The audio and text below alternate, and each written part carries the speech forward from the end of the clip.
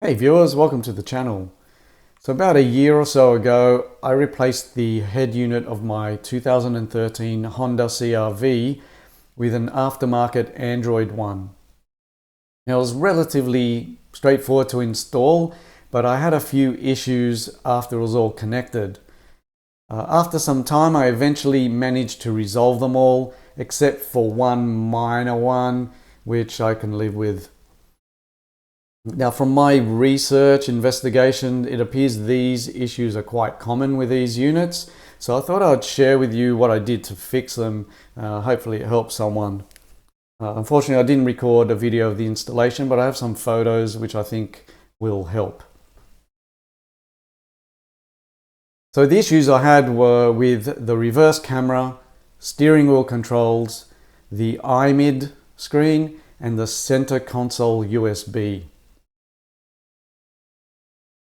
Now, before I go through those in a bit of detail, just some pictures we'll go through of the original unit and the new one.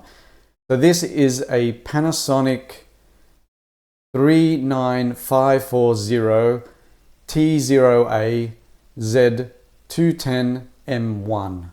That's the model number. I don't need to say much more about it. This is the Android head unit. I bought it from broomstart.com.au. The model is Honda CRV 2012 to 2017 RM Premium unit. And as you can see, it actually fits in quite nicely with the dash. The unit itself comes with this frame out here, and you just detach your air vents from the car and they slot into the back, and then it all fits in quite nicely. Quite happy with the unit. Their customer service is fantastic, probably one of the best I've ever dealt with. But this is not a review about the product. I don't work for them and I'm not sponsored by them. So let's move on. So this is the back of the original head unit. Now I've made some annotations here in red.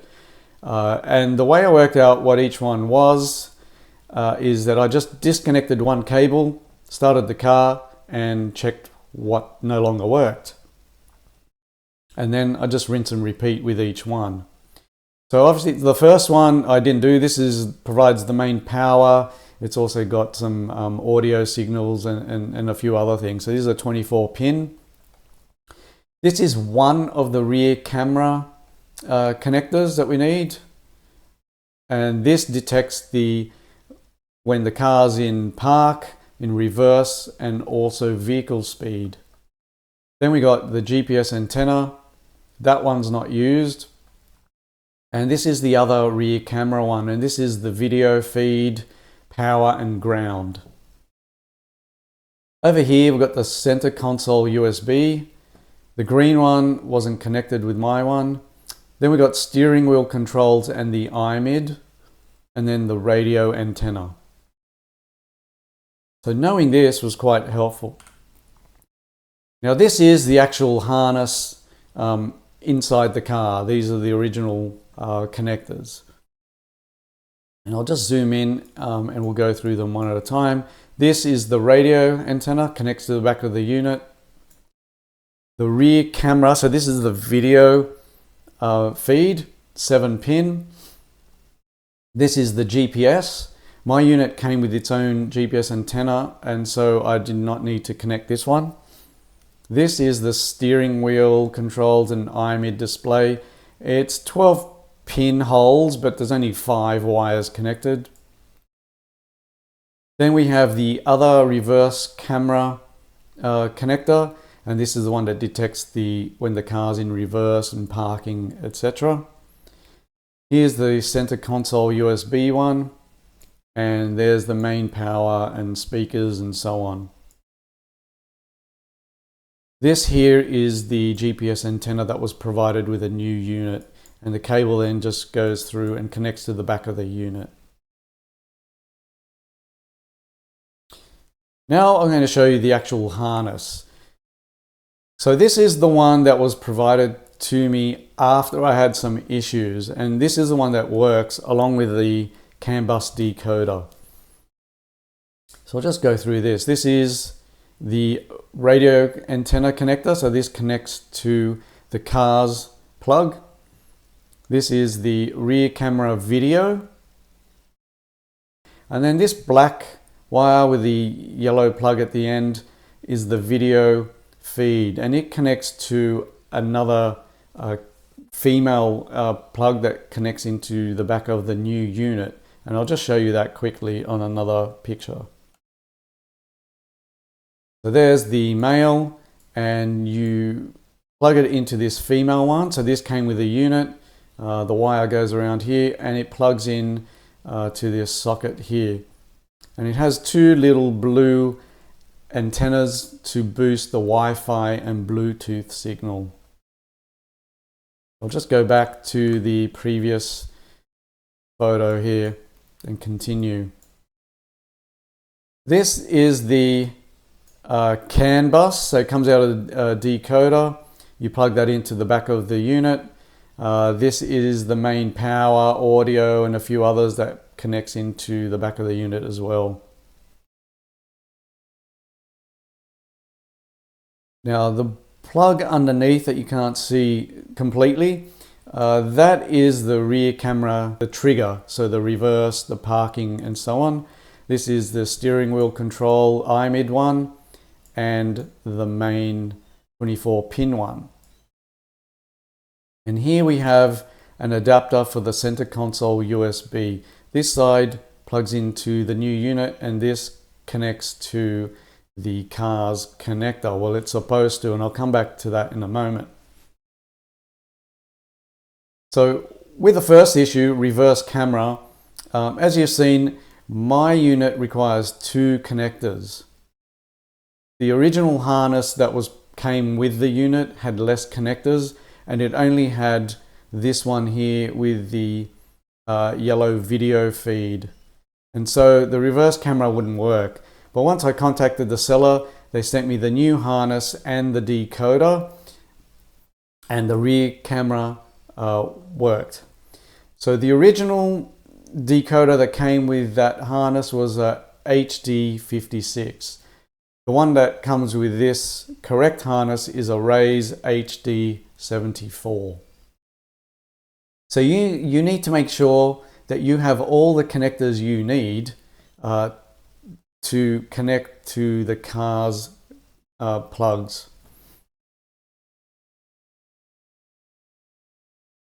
Now the steering wheel control should have worked. It had the right plug, the right number of wires, but no matter what I did, it just wouldn't work.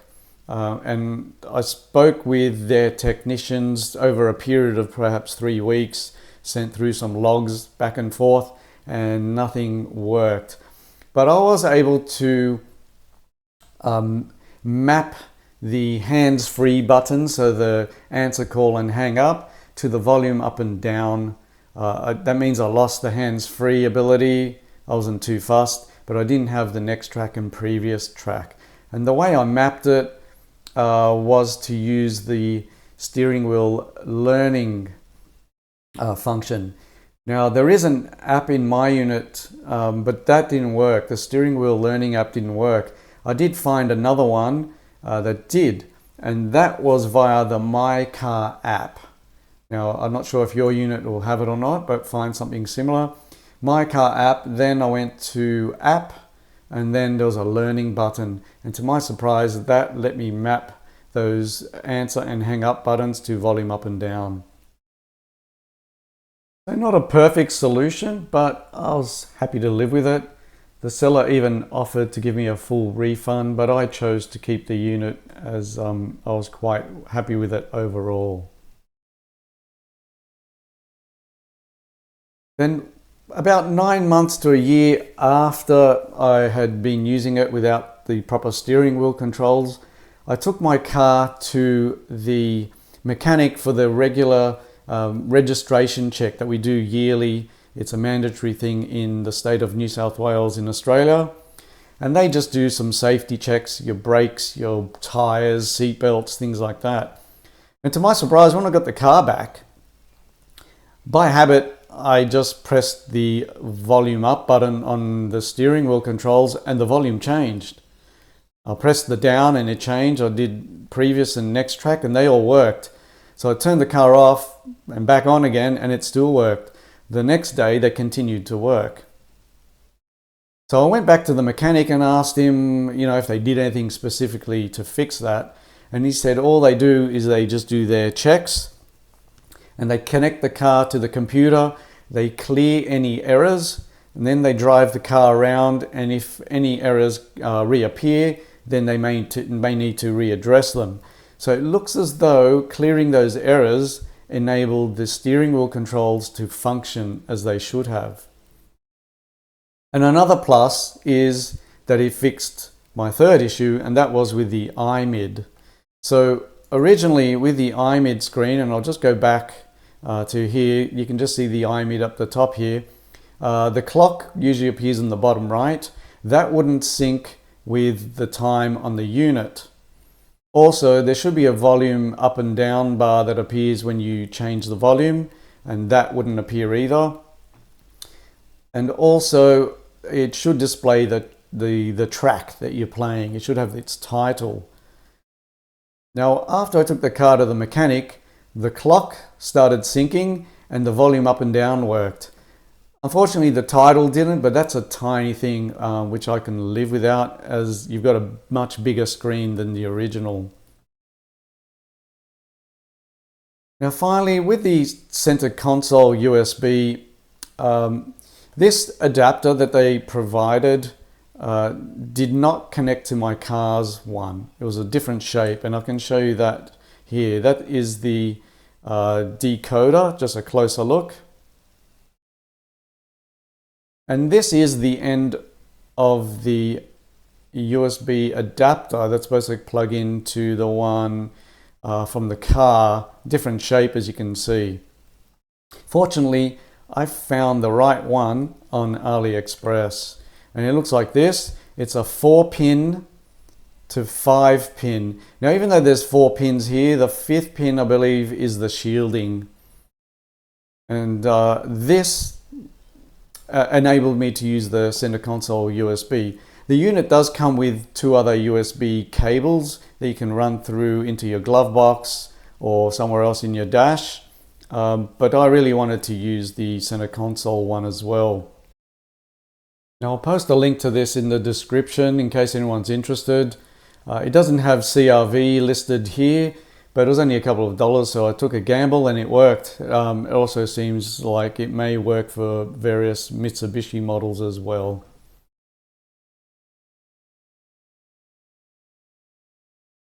And that's pretty much it. I'm quite happy with the end result. I hope this helped someone. If you found this useful, please hit the like button. Thank you for watching, and we'll see you on the next video.